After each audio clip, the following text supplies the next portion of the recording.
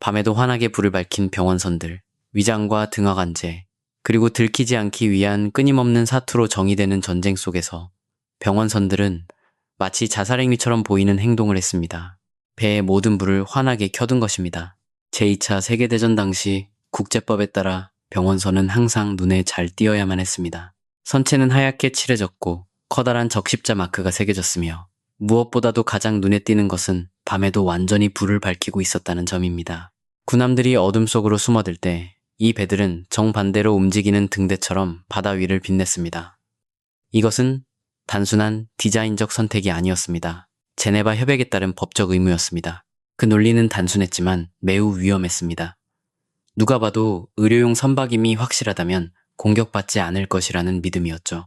그 보호를 강화하기 위해 병원선은 어떠한 공격용 무기도 싣지 않았고 군대나 탄약을 수송하는 것도 엄격히 금지되었습니다. 이들의 임무는 단 하나, 생명을 구하는 것뿐이었습니다. 하지만 현실은 달랐습니다. 1939년부터 1945년 사이 연합군과 주축군 양측의 수많은 병원선들이 고의로든 실수로든 공격을 받았습니다. 1941년에 침몰한 소련의 병원선 아르메니아호 사건으로 수천 명이 목숨을 잃었습니다. 지중해와 태평양에 있던 연합군의 병원선들 역시 명확한 표식에도 불구하고 폭탄이나 어뢰에 맞았습니다. 기술적인 관점에서 볼 때 이 배들은 거대한 해상 의료 플랫폼이었습니다. 어떤 배는 500명 이상의 환자를 수용했고 완벽한 수술실, 엑스레이실, 그리고 혈액 보관 시설까지 갖추고 있었습니다. 이들은 물에 빠진 부상당한 수병들이 구조된 지 단 몇 시간 만에 생명을 구하는 수술을 진행하는 떠다니는 병원 역할을 했습니다. 기묘한 역설은 바로 이것입니다. 병원선은 장갑이나 속도, 무기가 아니라 오로지 신뢰의 생존을 걸었습니다. 적군이 여전히 전쟁의 규칙을 지킬 것이라는 가정에 그들의 목숨을 맡겼던 것입니다. 총력전으로 치달으며 도덕적 경계가 흐려지던 전쟁 속에서 그 가정은 너무나도 연약했습니다. 그럼에도 불구하고 그들은 불을 환하게 밝힌 채 완전히 무방비 상태로 항해를 계속했습니다. 그렇게 병원선은 제2차 세계대전이라는 끔찍한 비극 속에서도 인류가 어떻게든 인간성을 지켜내려 발버둥 쳤다는 것을 보여주는 가장 분명한 증거가 되었습니다. 콘크리트 선박. 콘크리트로 만들어져 실제로 전쟁에 투입된 배들입니다. 콘크리트 배란이 전시의 전설처럼 들리겠지만 제2차 세계대전 당시 이것은 매우 현실적인 이야기였으며 실제로 바다를 누볐습니다. 이 아이디어가 처음은 아니었습니다. 제1차 세계대전 때에도 잠깐 등장한 적이 있었죠. 하지만 제2차 세계대전이 이 개념을 다시 불러온 이유는 단 하나, 바로 철강의 부족 때문이었습니다. 1942년 무렵 조선소에서 철강을 공급하는 속도보다 철이 소비되는 속도가 훨씬 더 빨랐습니다. 그에 대한 임시 방편은 철근 콘크리트였습니다. 저렴하고 구하기 쉬웠으며 전차나 대포를 만드는 데 필요하지도 않았으니까요. 미국에서만 긴급 함대 공사 산하에 24척의 콘크리트 선박 건조를 승인했습니다. 대부분은 2500톤에서 6000톤 사이의 배수량을 가졌고 두꺼운 콘크리트에 철망을 덧댄 페로시멘트 공법으로 제작되었습니다. 기술적으로 이 배들은 일반 철강선과 같은 원리로 물에 떴습니다. 부피가 충분하다면 배의 자체 무게는 크게 문제되지 않았죠. 이 배들은 애초에 전투용으로 만들어진 것이 아니었습니다. 대신 화물선, 연료 저장선, 부유식 도크로 사용되었고 무엇보다 가장 중요했던 역할은 1944년 노르망디 상륙작전 당시 사용된 멀베리 인공 항구의 일부가 된 것이었습니다. 여러 척의 콘크리트 선박이 방파제를 만들기 위해 고의로 침몰되었고 파도의 에너지를 흡수하여 상륙작전 중 연합군의 보급로를 보호했습니다. 놀랍게도 일부 콘크리트 선박은 엄청난 내구성을 증명했습니다. 1919년에 진수되어 제2차 세계대전에 재사용된 미국의 콘크리트 유조선 SS 셀마호는 일반 철강선이었다면 박살났을 충돌과 구조적 손상도 견뎌냈습니다. 콘크리트는 철보다 부식에 강했고 화재의 위험도 적었기 때문에 연료나 탄약을 수송할 때 결정적인 장점으로 작용했습니다. 하지만 한계도 명확했습니다. 콘크리트 배는 느리고 비효율적이었으며 한번 금이 가면 수리하기가 무척 어려웠습니다. 1944년 철강 생산이 안정화되면서 이 실험은 조용히 끝을 맺었습니다. 여기서 흥미로운 진실은 이것입니다. 콘크리트 선박은 결코 위대한 발명품이 되려고 만들어진 것이 아니었습니다. 필요에 의해 탄생한 산업적 타협의 산물이자 비상용 도구였습니다. 하지만 제2차 세계대전의 짧은 순간 동안 연합군의 승리를 뒷받침한 가장 중요한 병참선 중 일부는 서류상으로는 절대 항구 밖을 나서지 못했을 그 둔탁한 선체 위에 떠 있었습니다. 대공바지선, 절망 속에서 만들어진 떠다니는 방공 플랫폼입니다. 대공바지선은 원래 존재해서는 안 될 물건이었습니다. 해군 이론가들이 설계한 것도 아니고 평화로운 조선소에서 계획된 것도 아니었죠. 이 배들은 제2차 세계대전의 비극이 국가들로 하여금 물에 뜨는 것이라면 무엇이든 무기로 바꾸도록 강요했을 때 등장했습니다. 1943년 무렵 독일의 항구, 강, 그리고 보급로들은 연합군의 끈질긴 공습에 시달리고 있었습니다. 정규 군함은 고정된 방공 플랫폼으로 쓰기에는 너무 귀하고 수가 적었습니다. 해결책은 무식할 정도로 단순했습니다. 바닥이 평평한 강물용 바지선을 보강하여 그 위에 대공포를 가득 채우는 것이었죠. 플라크 바지선이라고 불린 이 배들은 그 크기에 비해 훨씬 강력 무장으로 덮여 있었습니다. 전형적인 형태로는 여러 대의 20mm 및 37mm 대공포가 장착되었고 더 무거운 버전에는 그 무시무시한 88mm 대공포까지 실렸습니다. 어떤 바지선에는 10여 개가 넘는 자동화기가 탑재되어 하늘을 강철로 뒤덮어버릴 수 있는 촘촘한 화망을 구축했습니다. 기술적으로 이 배들은 엉성했습니다. 대부분 엔진이 보잘것없어 예인선에 의지해야 했습니다. 장갑은 제한적이었고 항해 능력은 형편없었죠. 하지만 적기를 추격할 필요 없이 그저 반격할 수 있을 때까지 살아남기만 하면 되었습니다. 라인강이나 다뉴브강 같은 강줄기를 따라 닻을 내리거나 주요 항구에 배치된 이들은 떠다니는 대공방어선을 형성했고 공격해오는 조종사들은 곧 이 배들의 공포를 깨닫게 되었습니다. 그 효과는 수치로도 증명되었습니다. 연합군 항공기 승무원들은 저공비행 공격 시 플라크 바지선이 가장 위험한 표적 중 하나라고 보고했습니다. 항공기들이 이 플랫폼들이 늘어선 좁은 강골짜기를 날아야 할 때면 격추율이 급격히 치솟았습니다. 특정 구역에서는 폭격기와 지상 공격기가 맞닥뜨린 대공포화의 상당 부분을 이 바지선들이 차지하기도 했습니다. 대공 바지선이 정말 기묘한 이유는 화력이 아니라 그 안에 담긴 철학입니다. 이 배들은 해전이 우아함을 완전히 내던져버린 순간을 대변합니다. 바다를 항해하기 위해 만들어진 배가 아니었습니다. 지리적 환경 자체를 무기로 바꾸기 위해 물 위에 간신히 떠있는 산업용 포대였을 뿐입니다. 큐함, 무기력한 척 위장했던 군함입니다. 큐함은 바다에 보내진 역사상 가장 기만적인 무기 중 하나였습니다. 겉보기에는 느리고 선원도 적으며 사냥하기 쉬운 평범하고 무해한 상선처럼 보였습니다. 하지만 실제로는 잠수함이 치명적인 실수를 저지르도록 유인하기 위해 정교하게 위장된 군함이었습니다.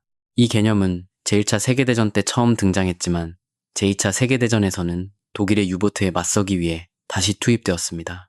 전쟁 초기, 잠수함들은 어뢰를 아끼기 위해 물 위로 부상하여 갑판포로 상선을 검문하거나 끝장내는 경우가 많았습니다. 큐함은 바로 이 행동 양식을 교묘하게 이용했습니다. 유보트가 접근해 오면 이 배는 가짜 구조 신호를 보내고 선원들이 배를 버리는 신용을 하며 심지어 배가 부서진 것처럼 연기하는 등 공포에 질린 척 환상을 만들어냈습니다. 그리고 덫이 닫히는 순간이 옵니다. 숨겨져 있던 패널이 떨어지면서 기관총과 함께 전형적인 3인치 또는 4인치 해군함포가 모습을 드러냈습니다. 잠수함이 가장 취약해지는 근접거리에서 큐함은 자비 없이 포문을 열었습니다. 전쟁 초기에 여러 척의 유보트가 이런 방식으로 피해를 입거나 침몰했습니다. 기술적으로 큐함은 대대적인 개조를 거쳤습니다. 무기들은 접이식 방파제, 화물상자 혹은 가짜 상부 구조물 뒤에 숨겨졌습니다. 승무원들은 공격받는 민간인처럼 그럴싸하게 연기하도록 특별한 훈련을 받았습니다. 일부 큐함은 상선으로 위장한 배치고는 아주 이례적으로 어뢰 발사관까지 갖추고 있었습니다. 하지만 이 전술의 수명은 짧았습니다. 1904 12년이 되자 독일 잠수함들도 이에 적응했습니다. 발전된 레이더, 항공 순찰, 그리고 자망 상태에서 공격하라는 기본 명령이 하달되면서 근접기만 전술은 그 효과를 크게 잃고 말았습니다. 큐함의 손실률은 급격히 증가한 반면 잠수함 격침 확인 건수는 줄어들었습니다. 큐함이 진정으로 기묘한 이유는 그 이면에 깔린 심리적 접근입니다. 적을 압도하기 위해 만들어진 것이 아니라 인간의 공포, 자만심, 그리고 일상적인 습관을 조종하기 위해 만들어졌습니다. 기술이 지배하던 전쟁 속에서 큐함은 속임수 그 자체가 주된 무기가 되었던 보기 드문 순간을 상징합니다. 로켓 무장 상륙정, 포병대 수준의 화력을 뿜어내는 작은 배들입니다. 로켓 무장 상륙정은 제2차 세계대전 초기에 뼈저리게 배운 잔혹한 교훈에서 탄생했습니다. 방어태세를 갖춘 해변을 신속히 정리하는 데 있어 기존의 함포 사격만으로는 턱없이 부족할 때가 많았습니다. 대규모 상륙작전을 준비하던 연합군 지휘부에게는 시간상의 큰 골칫거리가 있었습니다. 전함과 순양함이 해안 방어선을 폭격할 수는 있었지만 상륙 부대가 해변에 접근하기 시작하면 아군의 오폭을 막기 위해 무거운 함포 사격을 중단해야만 했습니다. 지휘관들에게 절실하게 필요했던 것은 상륙 직전에 그 마지막 몇 분을 채워줄 압도적인 화력이었습니다. 그의 답은 로켓 발사기를 장착하도록 개조된 상륙정이었습니다. 영국의 LCTR이나 미국의 LCIR 같은 변형 모델들은 단순한 강철 프레임 위에 수백 발, 때로는 1000발이 넘는 무유도 로켓을 싣고 다녔습니다. LCTR 한 척은 1분도 채 안 되는 시간에 탑재된 모든 로켓을 쏟아부을 수 있었고, 이는 포병 대대 여러 개가 쏘는 것과 맞먹는 폭발력을 해변에 퍼붓는 것이었습니다. 그 효과는 순식간이었고 극도로 끔찍했습니다. 1944년 6월 6일 노르망디 상륙작전 당시 로켓 상륙정들은 첫 번째 보병부대가 도착하기 직전에 불을 뿜었습니다. 명중률은 떨어졌지만 애초에 정밀 타격이 목적이 아니었습니다. 이 로켓들은 기관총 진지를 제압하고 장애물을 무너뜨리며 가장 결정적인 순간에 방어군이 공포에 질려 머리를 들지 못하게 충격을 주기 위해 설계되었습니다. 기술적으로 이 배들은 아주 거칠었습니다.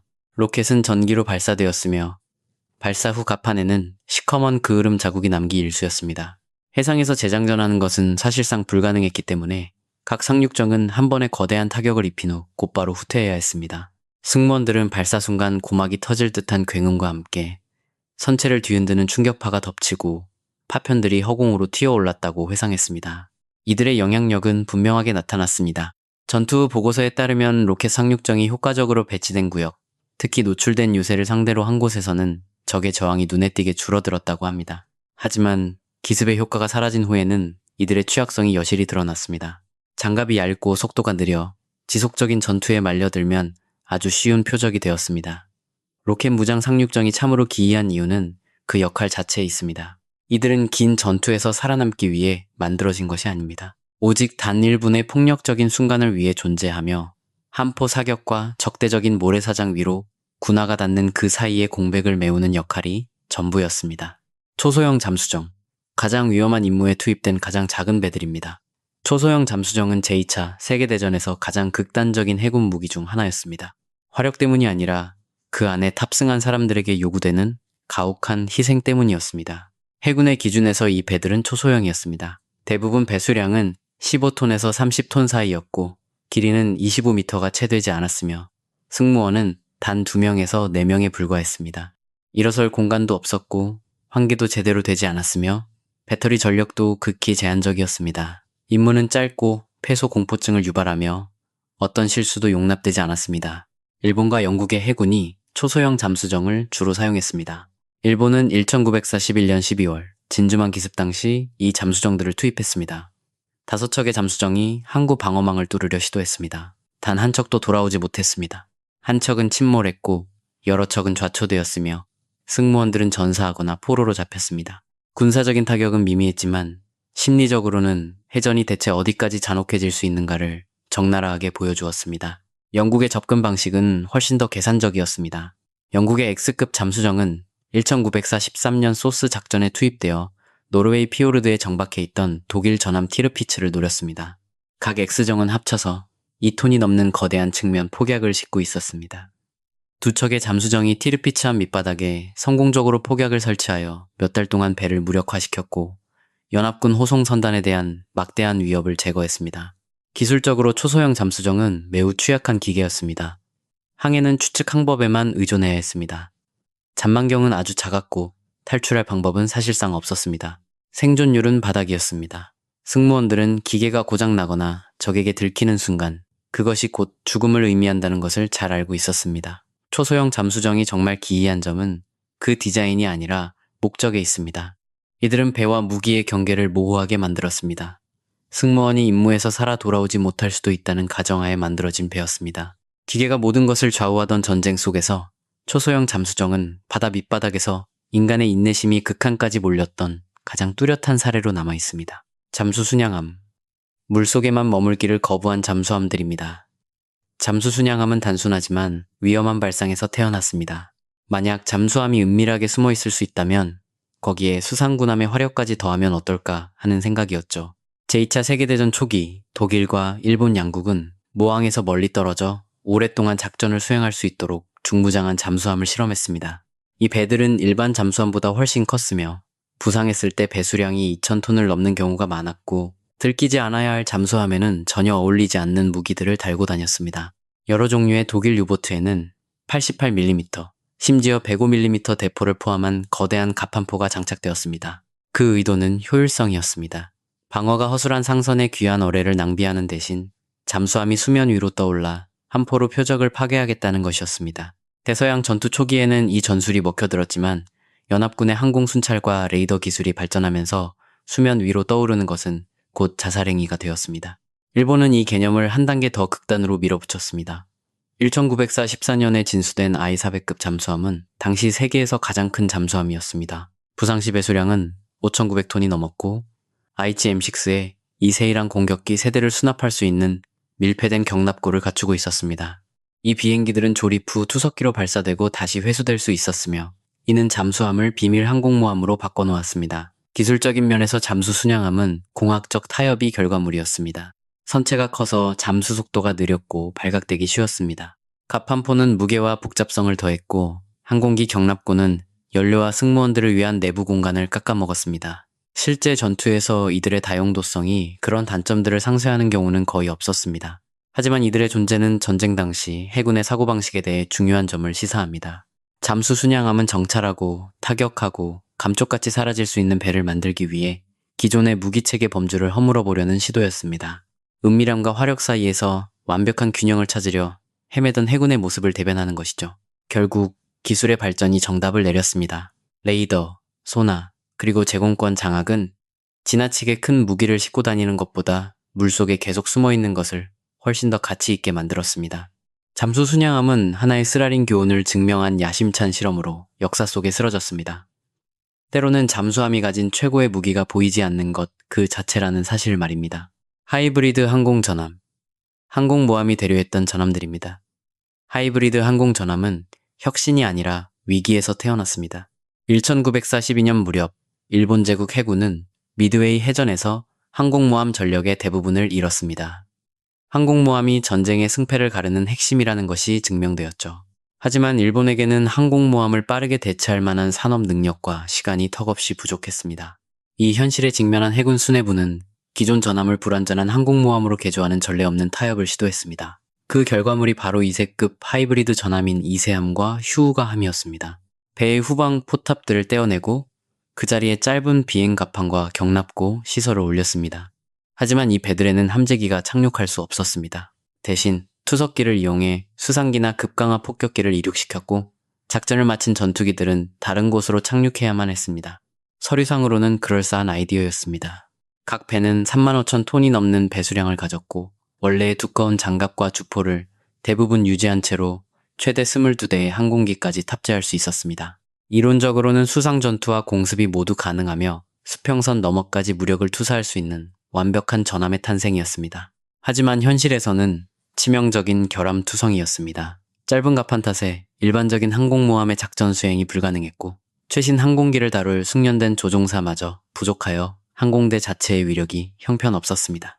연료와 탄약 보관은 훨씬 더 복잡해졌으며 추가된 구조물 때문에 배의 무게중심과 안정성이 크게 훼손되었습니다. 1914년 무렵에는 이 배에 채워 넣을 항공기조차 부족한 상황이 허다했습니다. 하이브리드 전함들이 실제 작전에 투입되기는 했습니다. 레이테만 해전 당시 이들은 최전방 전투함이 아니라 미군의 항모 전투기들을 다른 곳에서 끌어내기 위한 미끼로 주로 사용되었습니다. 항공전력으로서 의미 있는 역할은 거의 하지 못한 셈이죠. 이 배들이 정말 기묘한 이유는 그 상징성 때문입니다. 하이브리드 항공전함은 두 시대 사이에 갇힌 채 낡은 교리를 새로운 방식의 전쟁에 억지로 끼워 맞추려던 해군의 발악을 상징합니다. 강력하고 장갑이 두터웠으며 놀랍도록 복잡하게 설계되었지만 역설적이게도 완성되자마자 전술적으로는 쓸모없는 고철덩어리나 다름없었습니다.